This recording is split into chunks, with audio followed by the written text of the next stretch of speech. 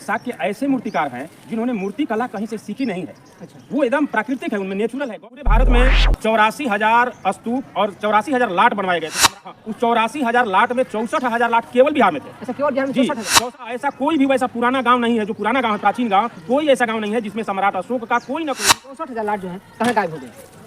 देखिए 64,000 लाट जो है वो पत्थर के बने हुए थे, और पत्थर कहीं जा नहीं सकता है, वो तो अमिट था। लोहे के कलम से पत्थरों पर लिखा, वो अमिट था, वो मिटने वाला नहीं था। उसको जल गई तो लोग बताते हैं, इतिहास बताता है कि 6 महीने तक वहाँ की पुस्तकें जलती रही। लेकिन 6 महीने जब वो पुस्तकें जल रही थी तो उस नालंदा के क्षेत्र में जो वहाँ का राजा था, जो वहाँ का हिंदू राजा था, वो राजा उसको क्यों नहीं मिटा।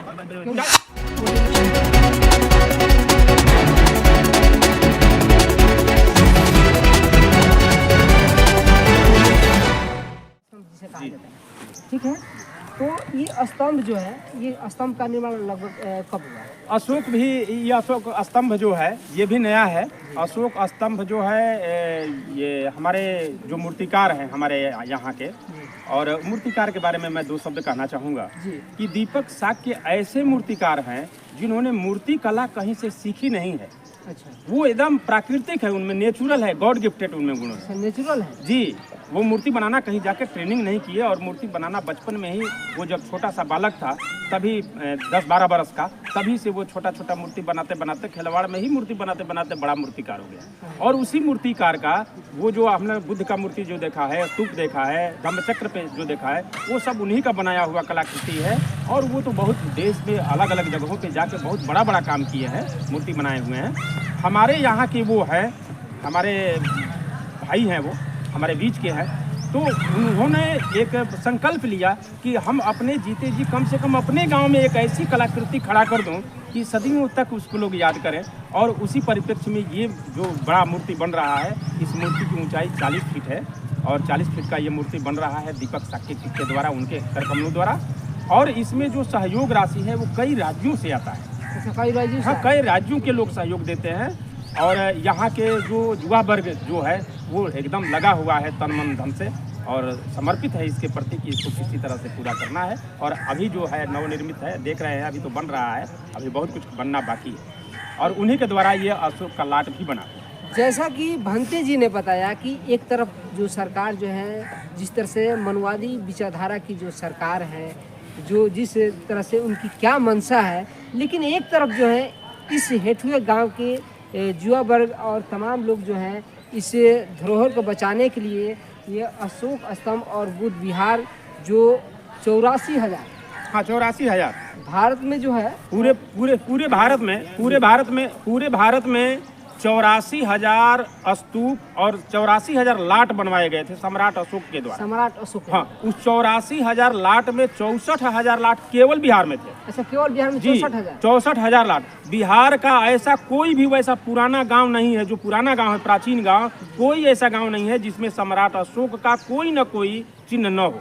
अच्छा, हर जगह खोजने पर मिल भंते जी, आपसे हम जानना चाहेंगे, चलिए आप बात उसको उखाड़ दिए तो थोड़ा हम इसको दर्शकों को हम बताना चाहेंगे कि ये जो है 84,000 लाट में 64,000 लाट जो है कहाँ गायब हो गए?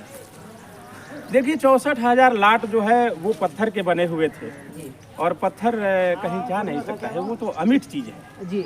और सम्राट अशोक जो है, सम्राट अशोक, एक कहावत मैं आपको बता रहा हूँ, आप लोग भी उसको जानते होंगे। लोग बेवकूफ़ यदि कोई रहता है तो उसको आदमी कहता है लिख लोढ़ा पढ़ पत्थर। वो लिख लोढ़ा पढ़ पत्थर नहीं है, बल्कि लिख लोहा पढ़ पत्थर है। यानी सम्राट अशोक ने लोहे के कलम से जो पत्थरों पे लिखा, उसको परिवर्तित किया गया। लिख लोढ़ा पढ़ पत्थर का मतलब बेवकूफ़। लेकिन जो सम्राट लोहे के कलम से पत्थरों पर लिखा, वो अमिट था, वो मिटने वाला नहीं था, उसको मिटाया गया है, उसको दबा दिया गया, दबाया, मिटाया गया है, जानबूझ करके मिटाया गया है, मतलब दफन कर दिया जी। अभी मैं विपश्यना में, अंतर्राष्ट्रीय विपश्यना केंद्र बोध गया में है, वहाँ मैं विपश्यना करने के लिए जा रहा था। तो रास्ते में नालंदा है जी, नालंदा में भी मैं विपश्यना किया हूँ। वहाँ भी यूनिवर्सिटी में विपश्यना केंद्र है, वहाँ भी मैं विपश्यना किया हूँ, रहा हूँ।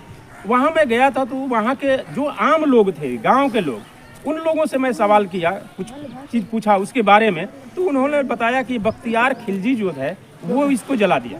अच्छा, बख्तियार खिलजी। हाँ, लेकिन मैं मानता हूँ कि बख्तियार खिलजी इसको जला दिया, मैं मान लेता हूँ कि ये सही है, लेकिन हमारा उन लोगों से एक सवाल था जिसका जवाब उन लोगों के पास नहीं था। वो सवाल हमारा ये था कि बख्तियार खिलजी जब आया था वहाँ से पश्चिम से हमारे यहाँ, तो वो आया यहाँ बिहार के बीच में नालंदा है, और यहाँ आया, और बीच में उस समय छोटे छोटे राज्य हुआ करते थे, और उस छोटे छोटे राज्यों के जो राजा थे वो हिंदू थे।